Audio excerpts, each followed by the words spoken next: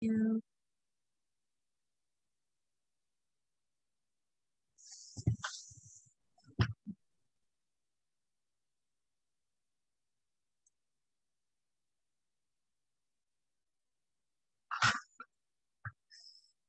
Hello, good evening, guys. Thank you for coming to this session. It's officially March 30th.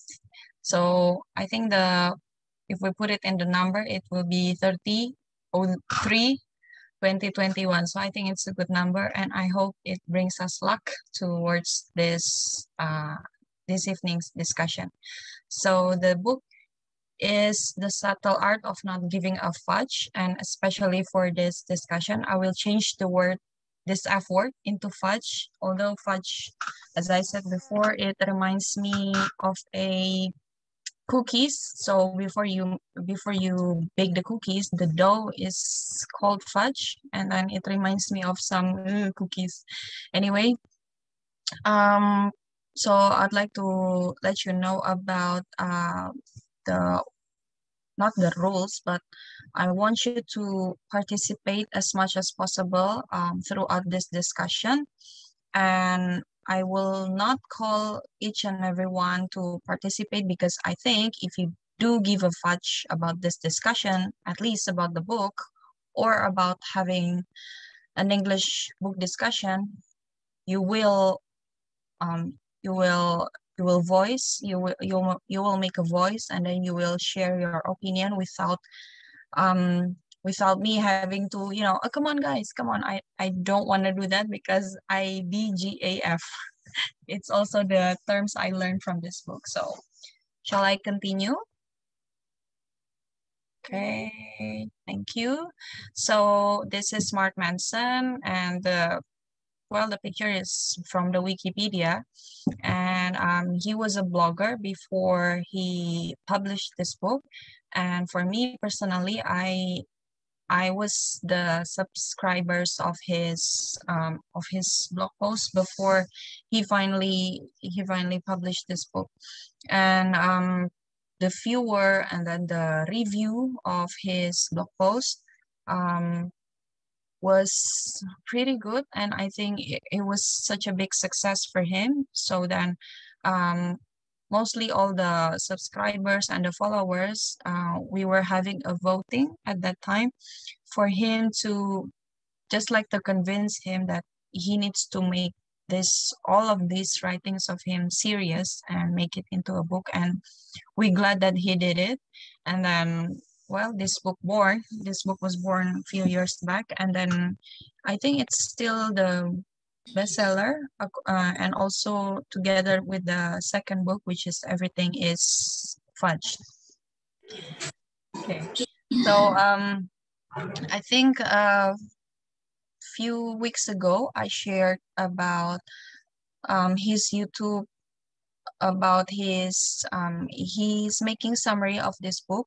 And then one thing I remember about him giving a summary of his book, he says that I saw lots of you guys reviewing this book, but fudge you if it's if it's the one who should give a review and then a summary of this book, it should be me. He said like that. So he said also that throughout all of these 9 chapters from this book, he mentioned that chapter 2, 5, and 9 are the most important one. And if you don't have time, if you feel like you don't want to read it anyway, at least read those 3 chapters, because according to the author, that is the most important thing that you should know about.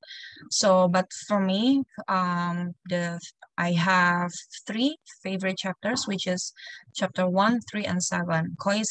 Coincidentally, it is all the odd number. So I'd like to start Not with just this odd one. number, those are prime number.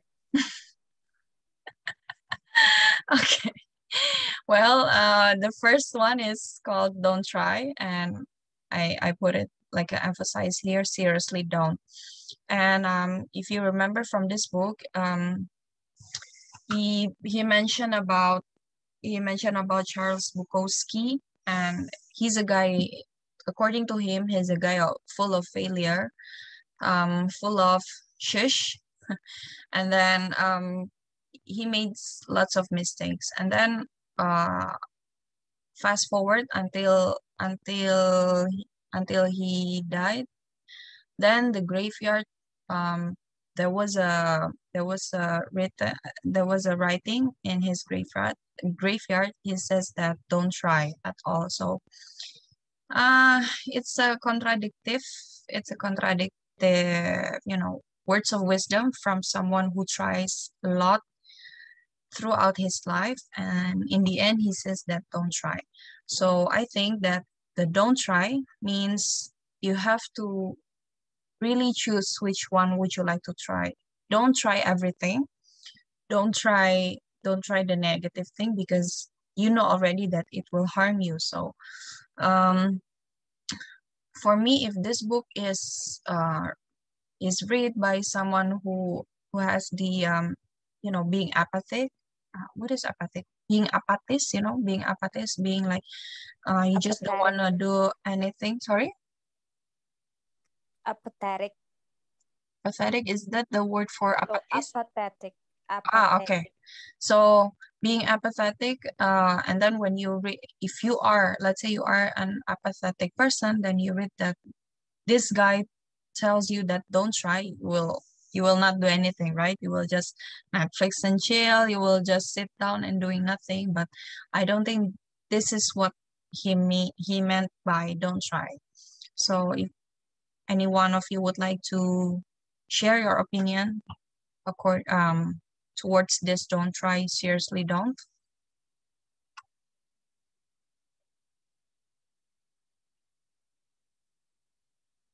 Okay, maybe since I said don't try, then you won't try at all to yeah. You won't try at all to share your opinion. Okay. So I think the don't try also means that you don't have to try things that will harm you in a bad way. So you know already that, for example, smoking is bad for your health. So you don't try smoking, because you know already that it is bad for you, bad for your health. Sorry, Ratu, by the way. And what else? Don't try work too hard, because you will feel tired, and it will bring you a bad effect later on in your life. So the don't try since this is the first chapter, I don't think what am I supposed to. So since this is the first chapter, the don't try part, it is actually triggers me to try more and to try reading more towards the next chapter of this book. Okay, I will continue that. This is from the second chapter. Yes, I have an opinion about the don't try one. Okay.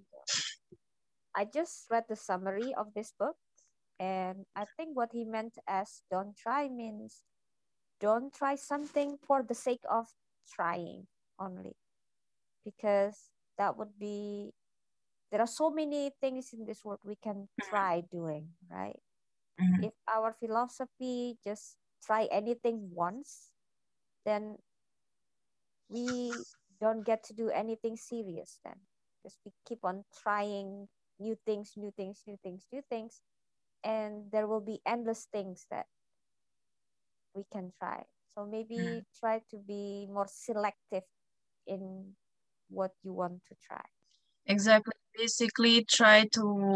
Basically don't try to fudge everything in your life, because you should really care about which things you want to fudge in your life. So that's what I get. That's why I absorb from this first chapter. Thank you, Pipit. So I would like to go on to the next one. Is happiness is a problem. In my opinion, that happiness is not really something that we need to pursue, because happiness is just an emotion, and emotions is like, it's like a wave of ocean. It goes up and down. first come and then later on it will goes away. So you don't need to, you don't need to glorify that happiness is something that you need. It's a good thing, but you don't make happiness as the first thing in your life. That's what he says, because after all, life is full of suffering, and life is not all about happiness. It's not all about joy, because you do experience tragedy, you do experience many downs in your life. So I think when he says this, that happiness is a problem, because this is the roots of everything. Basically, every person who gets depression is the one who glorify happiness in the first place. And when they found out that happiness is not is not permanent, it's actually temporary, that's when they get stressed out.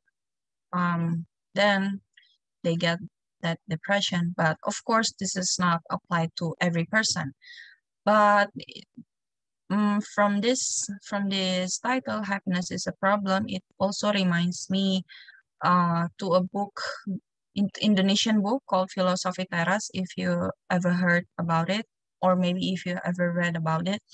And Henry Manampiring also mentioned that the philosophy of being happy is not really, it's not supposed to be the one thing that you believe, because life is not about happiness. So do you want to share your opinion towards happiness is a problem? Do you agree with this, or you think that, for me, happiness is everything? Yes, if life is not about happiness, what is it about then? It's about happiness mixed with everything else. Okay. So it's not the only thing. It's not our goal, yeah? Yes. Happiness is a problem, because there is no such thing as everything is happy, everything is full of joy, because that's not gonna happen in life, because it's also about suffering and struggling and trying. And in those kinds of situations, maybe you can find happiness, but if you don't find happiness, then it's still okay. And don't make it don't make it as don't make it as a you need to be happy all the time. It's mostly people who feel like they have to be happy all the time is the person who will get stressed and will get burnt out. So yep, thank you, Pipit. So the next one is you are not special. The special in this term is not special like the one in the food. Like, if you order nasi goreng special, it means that you get extra eggs, something like that, or you get extra pickles. This is not this is not about food. It's about you as a person. And I don't really, to this particular chapter, I don't really agree with, because I think I'm instilled with the thoughts of every human being is a special, is a special human, because we were all born anyway into this world. If we are not special, then I mean, you cannot have your life until this moment, right?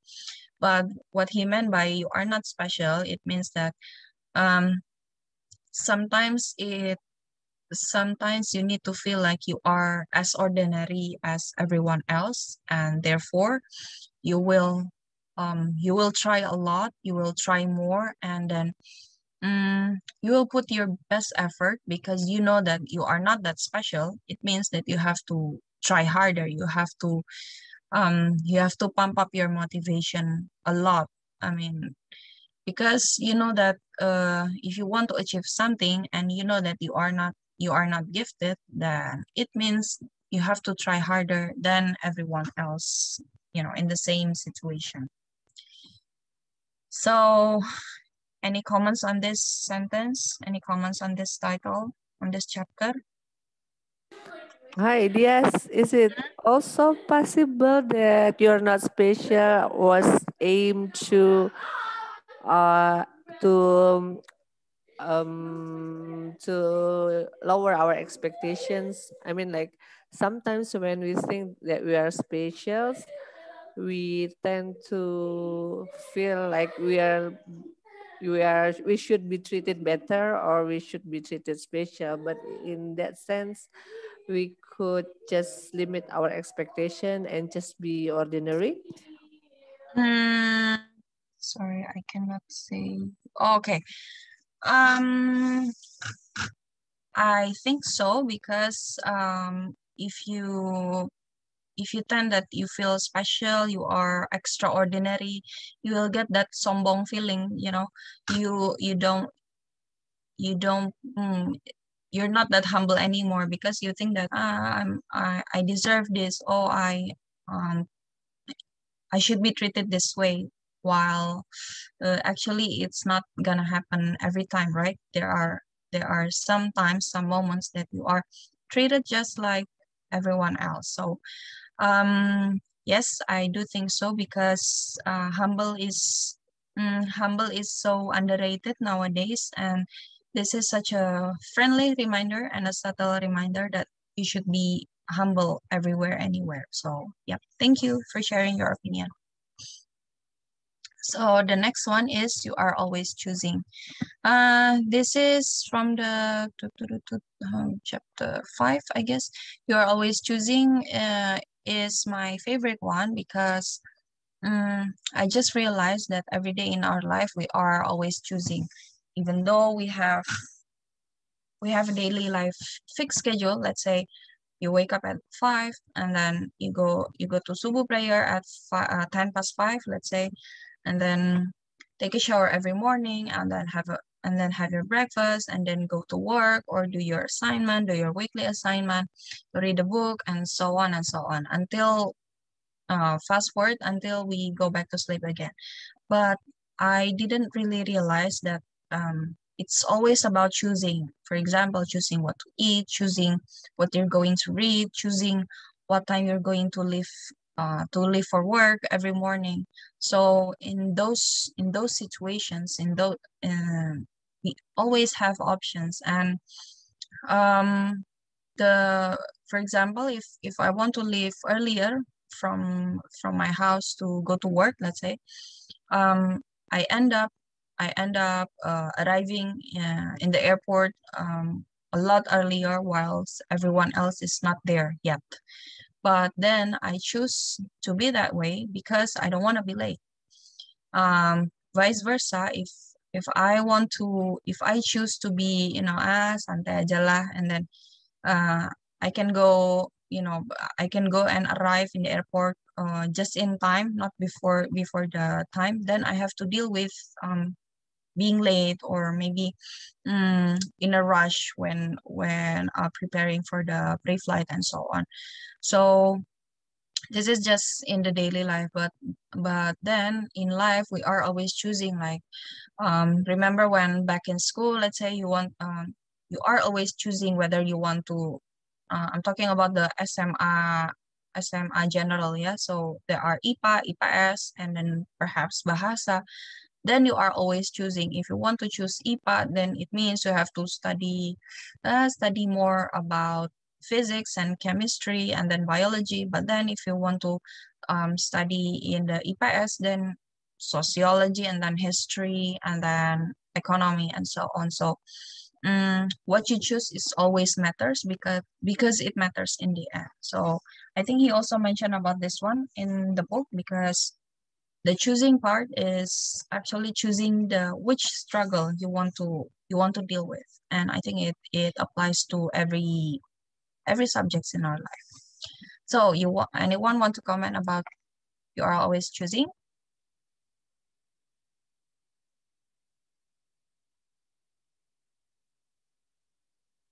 Okay, I hear a silent part, so I'm gonna.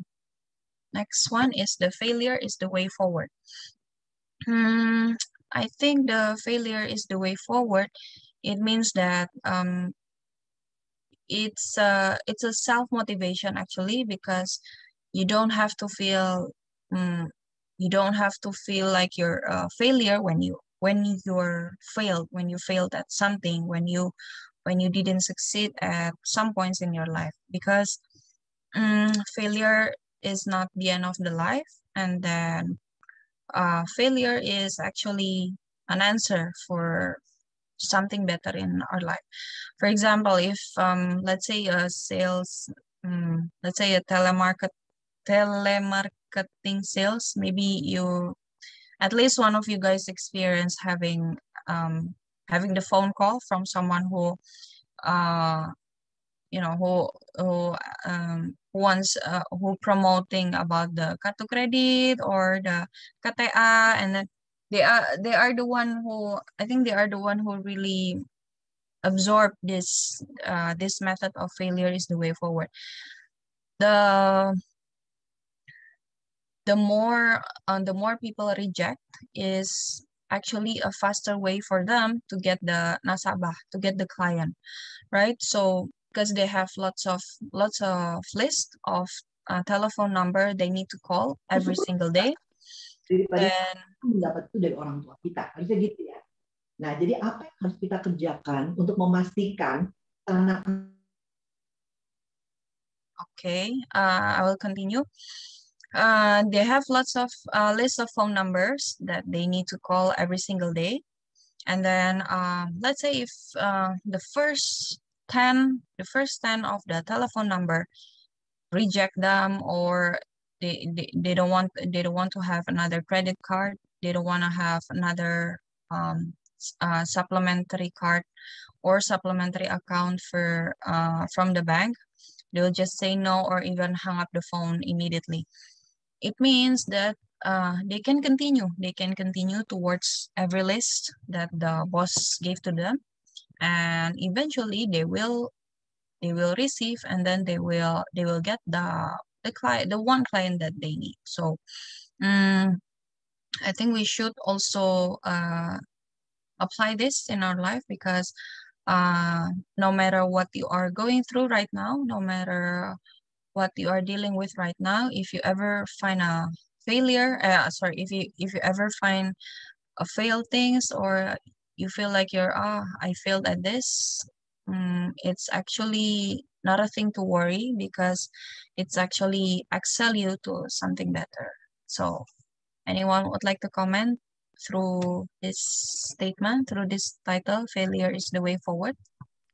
Yes, is it different from the pain is the way forward? I think failure is associated with pain, so yes. Okay, because in the book, I think the pain is like going to the gym is pain, right? You feel the pain of working out, but you get the gain. Is it the same analogy with this type of painful failure? That one is, I think he mentioned more in the no pain, no gain. But the failure is the way forward is, I think, in my opinion, it's a lot more complex than no pain, no gain. Because failure means that you know already the result. You know already the result from that effort. Let's say the same analogy of the gym. Maybe after 3 months, then 3 months of going to the gym, then no results yet. Maybe the muscle has not, the muscle doesn't have any shape yet, or maybe even the health is not going, is not improving. Then it means that the person experienced failure. But then it doesn't mean that he's a failure in terms of that gym. Maybe the body will adapt more in a different kind of exercise. Let's say from going to the gym, from doing all the muscle training, then maybe it's time for the person to try to moving forward into another level, another kind of exercises that maybe and has the potential to improve the body. So I hope I made myself clear, Pipit. Yes. Thank you. So then this is the last one, and then you die. And this is what Mark Manson mentioned, that 259, and this is the 9th chapter or the last chapter that everyone at least should read one time. I think the moment when we realize and then you die, it means that you, after all this hard work, after all those struggling, just bear in mind that it won't take forever, because eventually you will say goodbye. So I think I experienced this same, the same, I feel like it's a hit in my face, the and then you die part, as when, when hearing the ceramah, or when reading other self-help books. But the way Mark Manson mentioned is, I think he tells us a story about his time when he was trekking, and then he founds other person who also do the trekking, and then they discuss something about life, and then he realized that he wants to make only the best thing, and he wants to make sure that he did the best thing throughout his life, because then will die. So anyone would like to share opinion about this last chapter, and then you die? Or maybe do you have anything in mind about the and then you die? Because I don't think this is the first time ever an author mentioned about this, I think, about this theme, because I think in every self-help books they have the same theme. So I have a question, yet. Why do you think this book has become such a bestseller for several years now? What makes it that special in comparison to other self-help books? Is it because of the title? People somehow feel it's trendy, or is it that? I think because first of all, yes, of course, it's the title, because the title contains a bad word. But I think this generation, especially the now generation, really needs this, because they are tired already of reading the same self-help books that always remind them to be positive, to try everything, to have a stable motivation. Whilst, come on, face it, do you have that same motivation every single day? Like, for example, I wanna read one book every day. Do you read one book every day, or do you struggle it sometimes? Or do you feel it's okay to do it 2 weeks in a row, but then in the third week you will feel like, yeah, I cannot do it anymore, it's too hard. So I think what he mentioned in this book, and also in the Everything is Fudged book, it's mostly about what's the title is not always about the contents of the chapter. So it's like a plot twist, and plot twist, for all I know, plot twist is the most selling story, the most selling contents in nowadays narration. In nowadays narration, every movie that has plot twist receive more review, receive more, gain more money. Every advertising with lots of plot twists also did the same. Every books also. And then I think lots of author also made self-help books with the title using also this the F word. I heard lots of mind fudged, and then other book called just F your work. So I think he's a pioneer of using the bad word in a nice way, using the bad word not to screw someone, not to say bad words about someone, but to say how to say, just deal with your life, and you can continue your life in the most realistic way. So three words I can said about this book is realistic, and then pretty simple, and then plot twist. So then he has all the three formulas to make a book, to make a content seems greater. So I think that answers your question, Pipit.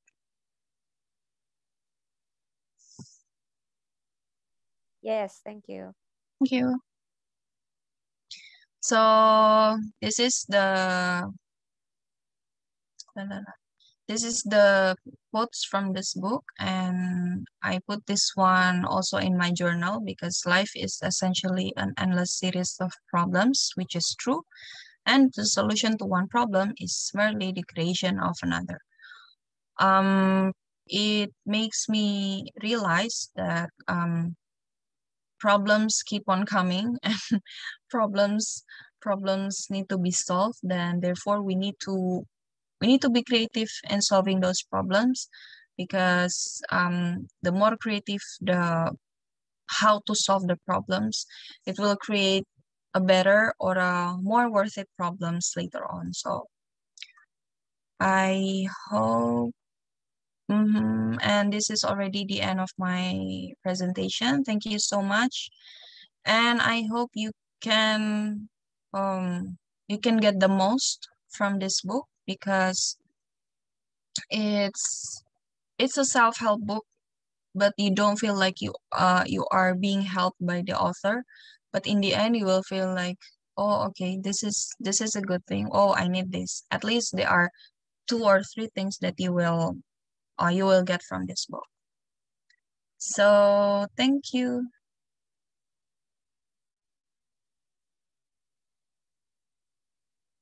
And what time? Thank you so much, Dias. Thank you. Thank you. Since we have Yes, time, do you have questions awesome maybe to discuss, presentation. Dias? Sorry, Yeah. Pipit? Since we still have time, do you have like questions you want to discuss with people? I think I want to ask again about the 3rd chapter, about your opinion on the 3rd chapter, because I think just the 3rd chapter is about you are not special.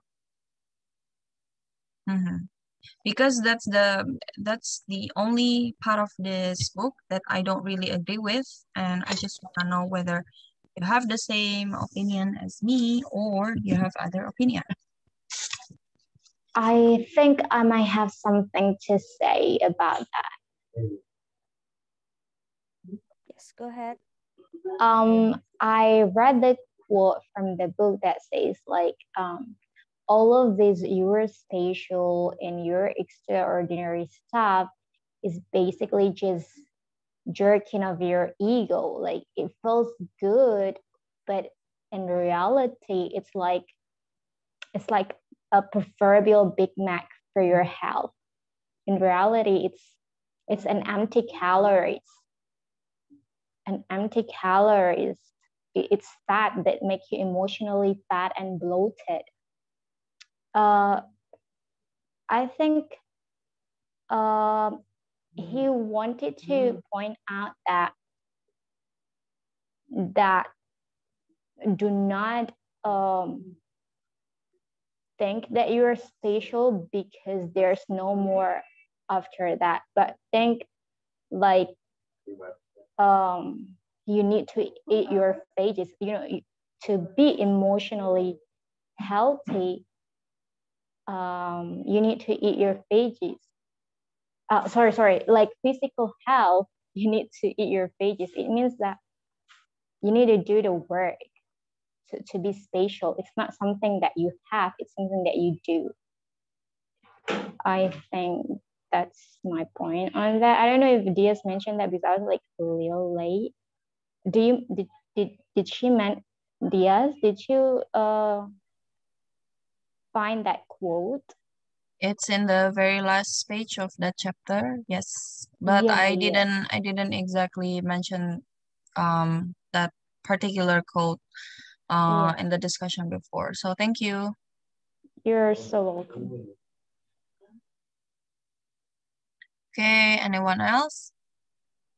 I think the notion about you're not special is somehow counterintuitive with the current trend.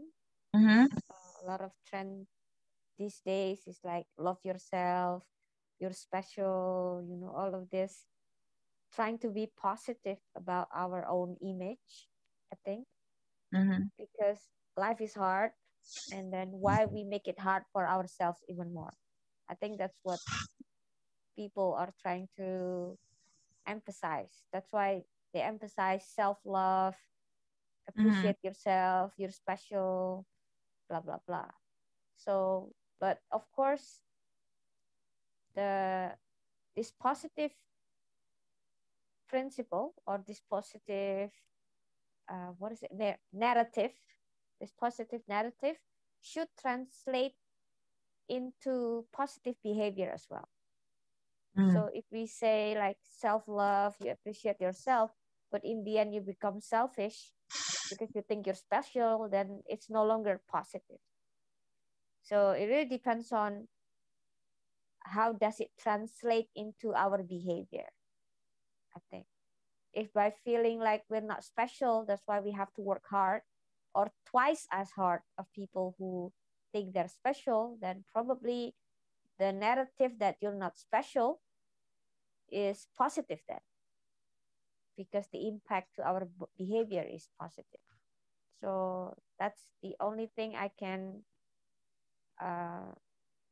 what is it called, make sense of Mm-hmm. about the you're not special narrative. Yeah. Can I put some addition into this discussion? Sure. I think the author tend to use a lot of reverse psychology.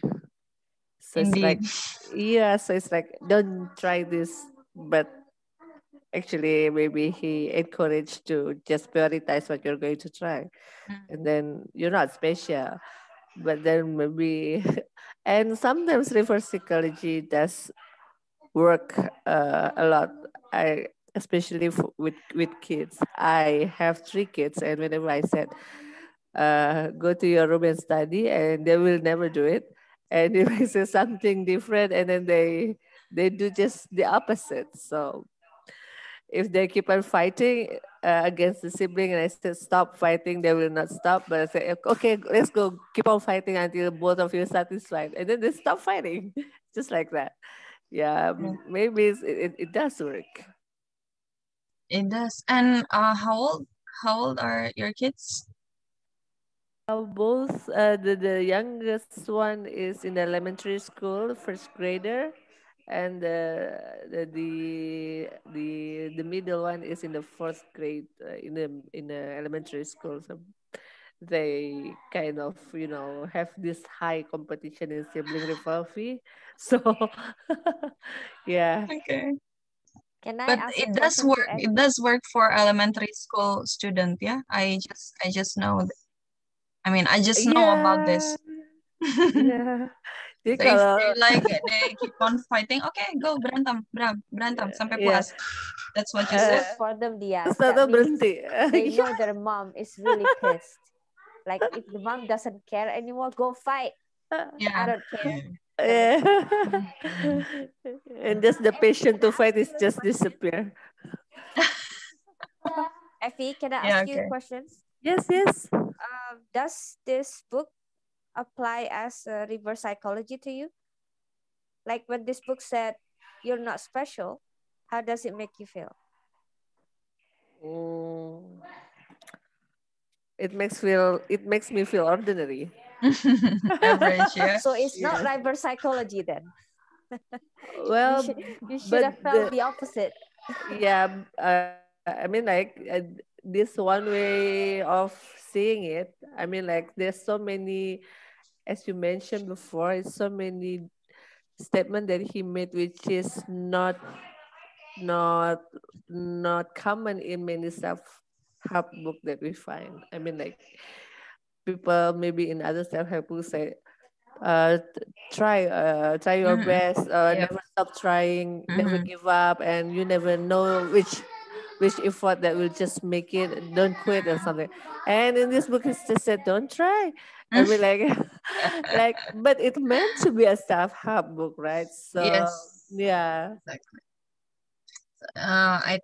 It's also because I think we're so fudged up because most of the self-help books already mention too much about the keep on trying. You know, you are special, you are worth it, you are this, you are that, you can do it.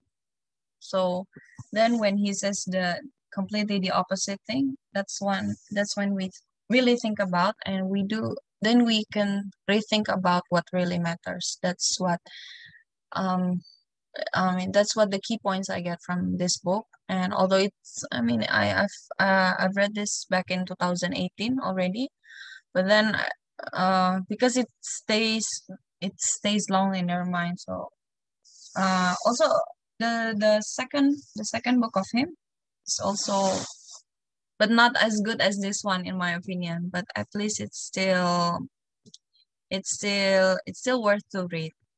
So yeah, if you What's the really book enjoy, again? The second everything book? is fudged. Oh yeah, everything is fucked. Okay. Mhm. So thank you. Anyone else? Can I have a question? Oh, Mas the first. No, go Sorry? ahead, Mas Heri. I still don't get with the last quote you shared that said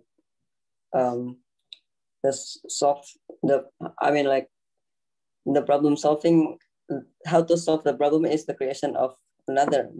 What does that mean? This one you mean? Is it like running from problem to others, or I just still don't get it? Not running actually, because if you run, then it means that you are not solving the problem. Yeah. So he mentioned about his math teacher when in high school. The math teacher said that if you feel stuck when you get the soal matematika, it feels like it's like very long, right? From all the way from up to down. And then if you just keep on looking at it, you won't get anything. And then time goes by, you don't write anything about it, then you will get the 0 point, right? From the let's say it's a math test.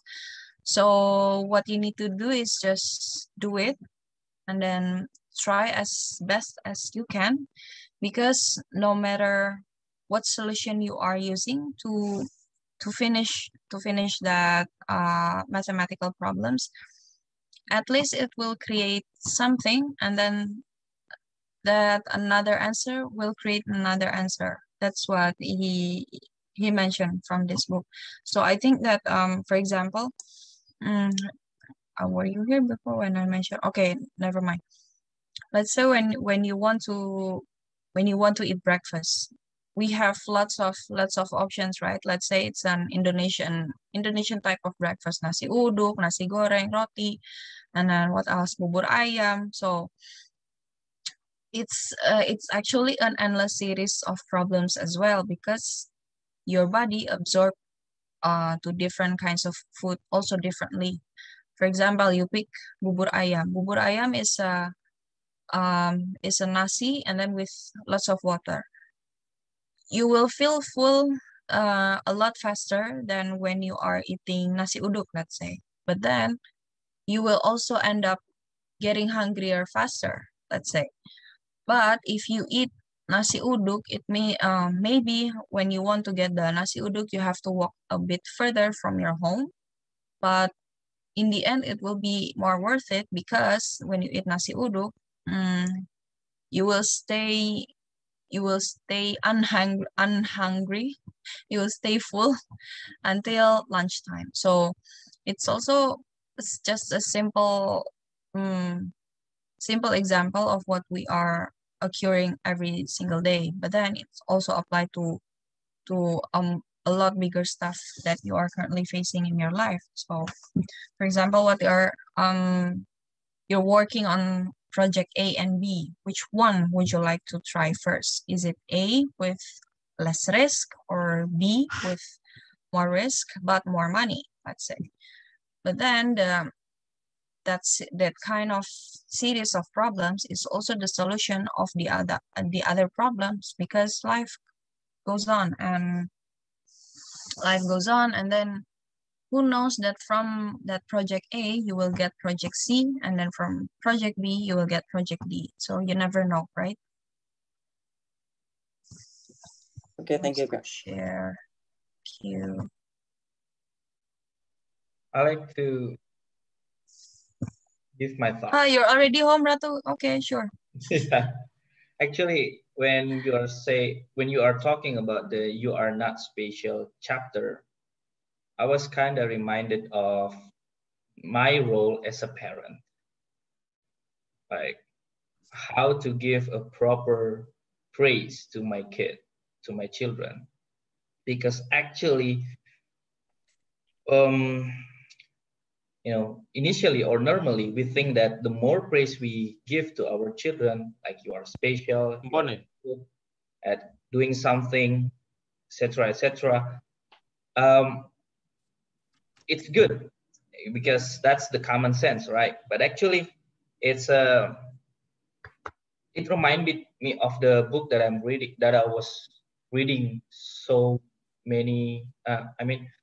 long ago, and "you are not special" kind of like reminds me of to be careful when giving someone a good praise, because it could be received other way around, like, "Oh my God, your cook is so good, your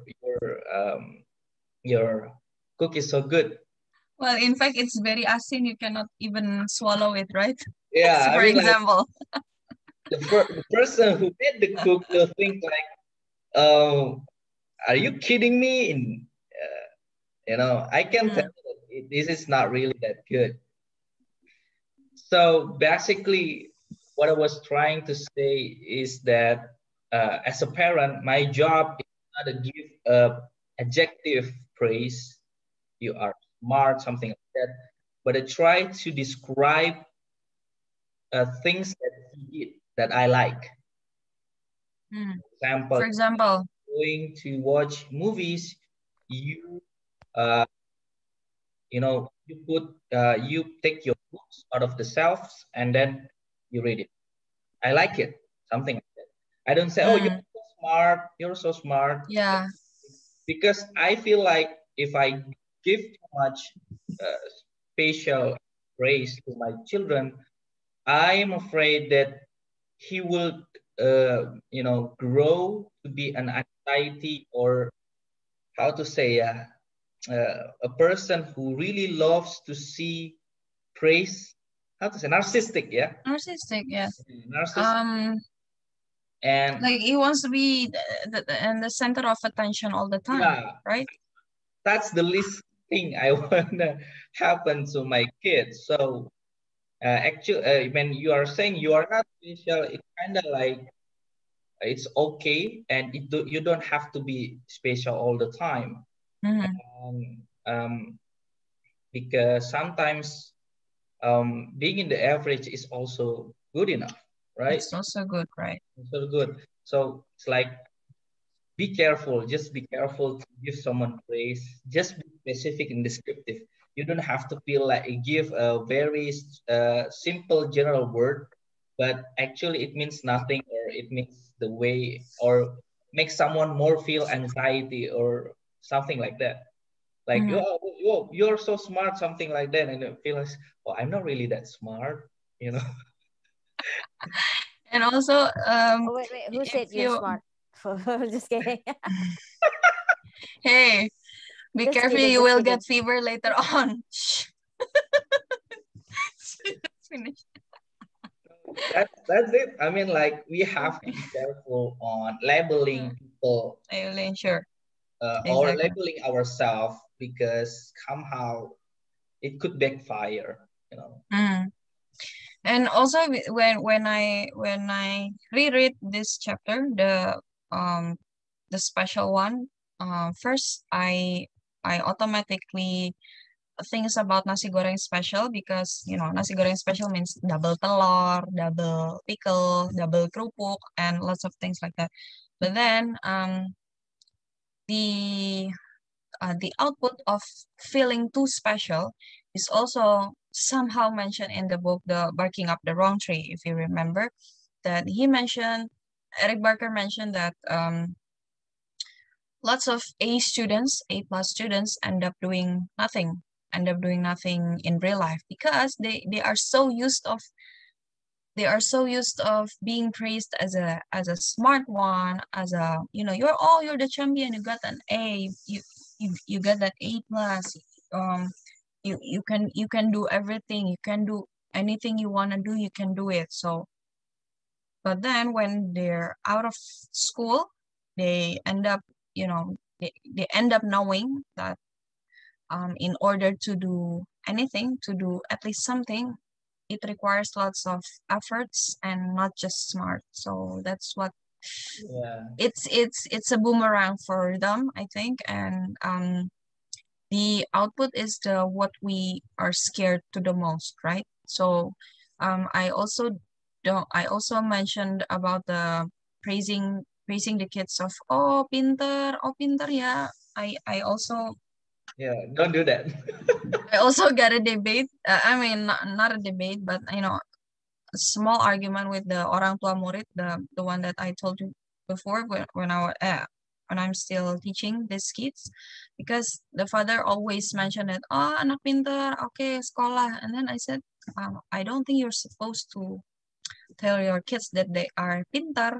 It will be better if you give motivation, you know, for ayo na semangat. It's a lot better than saying that they are smart, because you know when kids are feeling they are passionate about school, later on the output, they will excel more, they will achieve more, a lot better than if they only praise by being smart, because being smart doesn't do you any good anyway.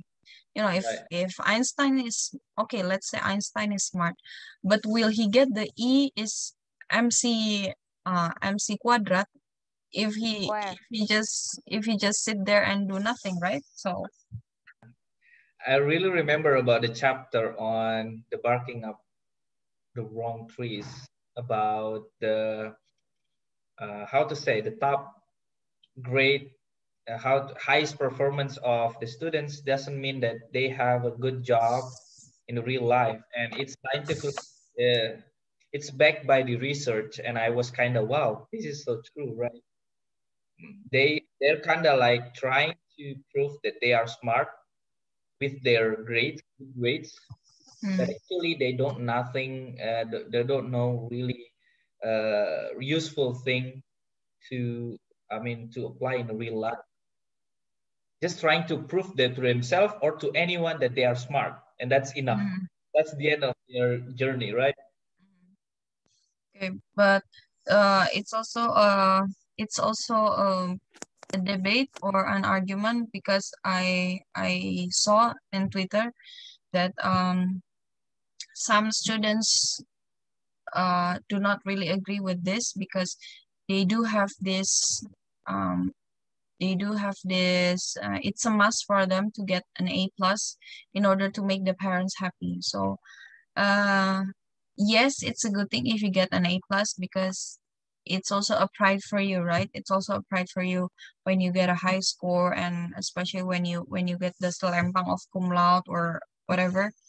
It's also a proud moment for you, and if you want to go for it, then go achieve it. It's also mentioned in this book that whatever you want to do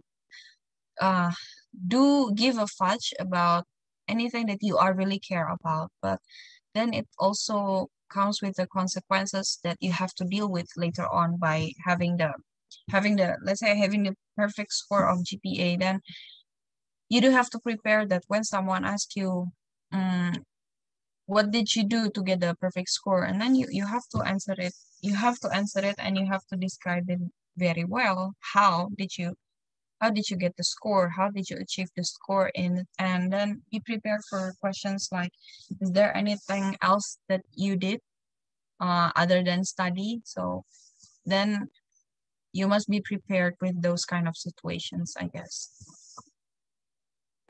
Such a good discussion. Thank you, Ratu. Anyone else?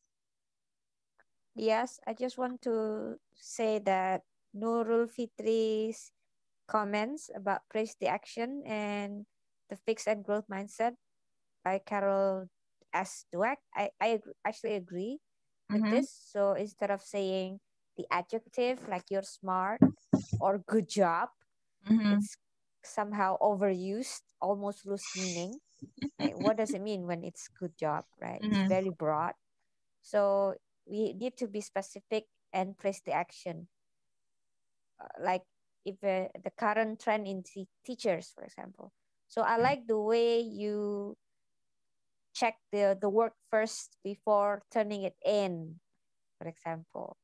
I like the way you make sure all the grammars are correct. I like the way you ask your friends first if you're not sure, and then ask your teacher. So all of these things are specific. So the kids know exactly which one is commendable, which one is what is it called? Needs to be repeated and amplified. So I just want to comment on Nurul's comments on the chat box. Thanks. Okay. Thank Totally you, Pipit. agree with Pipit. Yes, for when giving feedback, we need to be specific because it will refer to the behavior that we want them to repeat or behavior that we don't want them to repeat. And also the timing is also important. Be as immediate as possible. So the connection between the behavior and the feedback is closely related. So she knows. So do not wait for the next day to remind you something about exactly what went wrong Wait today. until the end of semester to give feedback. But you know, yes, it reminds me of Range about Tiger Woods. The reason why playing golf, he could do it really well because the feedback was immediate that time. So if I hit the golf ball 300 degree, it will go that way. He knows exactly the feedback is right away. Or a bit harder, it will go that way. A bit slanted, it will go this way. So I think in the book Range, it was mentioned that the immediate feedback is the reason why someone can accelerate fast, improve fast. Yeah. Okay. So do not delay on commenting whether it's good or bad, right? Do not wait until the next hour or the next day or even the next year just to remind about something that went wrong. I think that's it should be applied to every relationship, I guess, whether it's with your colleagues, with your parents, with your spouse, with your kids, with your neighbors, with your friends, that whenever there needs to be an improvement, there needs to be something to correct it, then it should be dealt with as soon as possible. Although I think there's an exception. Such as? If you're still in the middle of the problem, do not argue first about whose fault it was. like if you notice, my profile is about adventure. So I used to learn about mountaineering, hiking the mountain. If you got lost, like a group of people got lost because of someone, like someone gave you the wrong direction in your group, right? So somehow you get lost. Do not start arguing about, I told you whose mistake it was, whose fault it was. You were the one, yeah. Don't do that. The problem is we need to find out the way home first. Yes. After we get to the safe place, then you can start chewing the person or kill him or her. But don't do it while you're in the middle of the problem. I think that's like the priority first.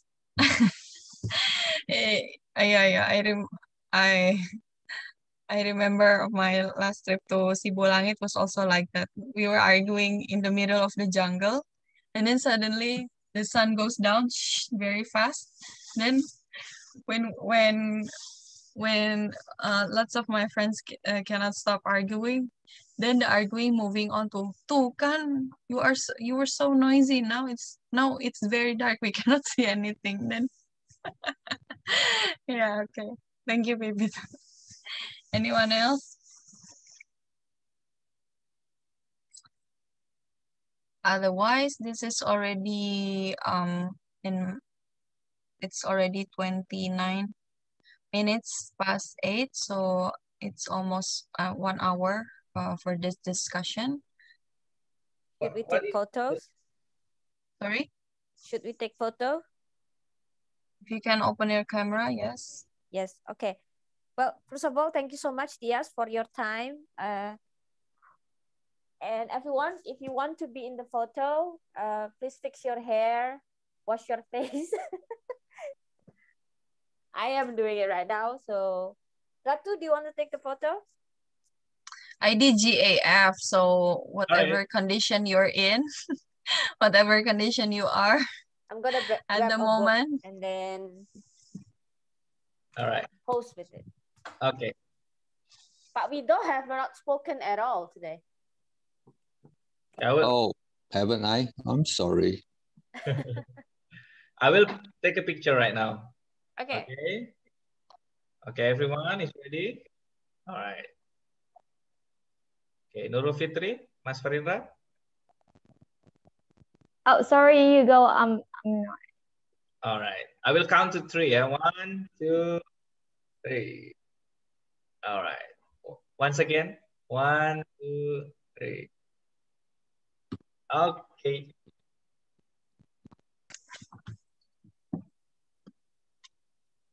Thank you, thank you. Next month, who will be the presenter for next month? I don't know, but the book for next month. Rizka, do you remember the book for next month? By Viktor Frankl. Man's Search for Meaning. Oh, okay. It's a heavy book, I think. Whoever choosing that is a very heavy book. And make sure the one who choose it must be the one who present it, at least. I will make it as simple as possible. It's going to be a little bit challenge over there, but it's going to be fun. Who suggested the book? I did. Rizka.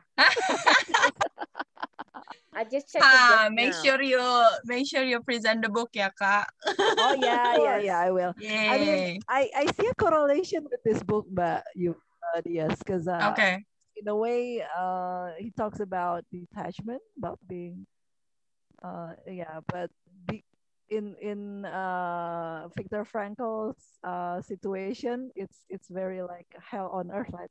I don't know. Okay. So it's a lot of choose your struggle, I guess. Yeah, in literally. Okay. So are you on the way to Bandung or are you on the way to home from Bandung? Okay. Tuesday is work day. Oh, Friday is going home day. Okay. Lots of going here and there. So I guess Pipit, are you still alive? Yeah, okay. So even he. This is the book for next month, Man's Search for Meaning. Okay. And Rizka will be the one presenting it. It will be on 27th of April, right? Okay. Tuesday. Okay, so that's it. So should I end the meeting now? Yep. Yes, okay, see you next month, everyone. Thank you. Thank you. Thank you, everyone. Bye, Pipi. Thank you, everyone. Bye-bye. Thank you. Mission to live, yeah. Bye. See you. Bye, everyone. It's like my Oh, there you go.